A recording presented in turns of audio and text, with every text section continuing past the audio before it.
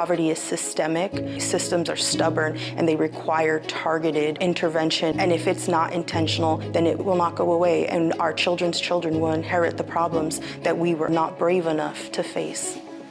Traditional economic development is often centered around business with little input from the folks that actually are impacted. We're going to continue to have poverty in those places if we don't do economic development differently.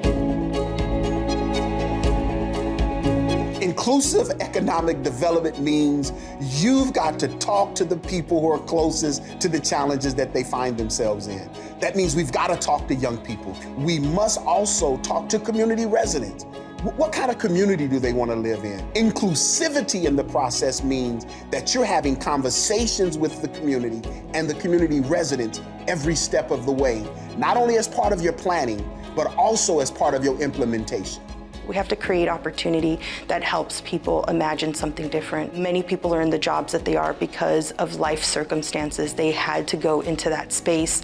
It was the only thing that was available to them.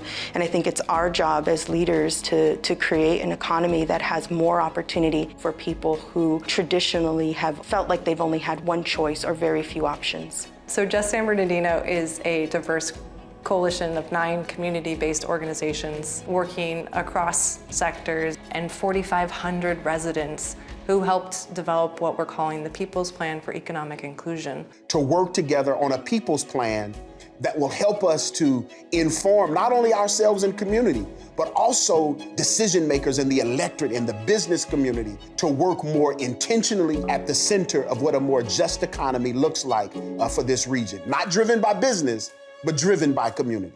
IEGO is very focused on workers and women and students, and how do we create more meaningful engagement with some of those folks too. So it's organizations, but at the end of the day, we are about listening to what the community needs. This is a strategy where if we get this right, we're going to be transforming people's lives. There are some major opportunities if we're intentional about moving this region to become more inclusive. Find a way to drive real industry in technology. Why can't Tesla come here? Why can't Apple or Google come to the area? Certainly in our educational system, how do we teach our young people how to literally run their own logistics companies in the region? And then most importantly, I think we've got to do a better job with our elected officials and become more civically engaged in this region and informing the population of how decisions are actually being made on their behalf that's not including them, which means it's not inclusive at this time.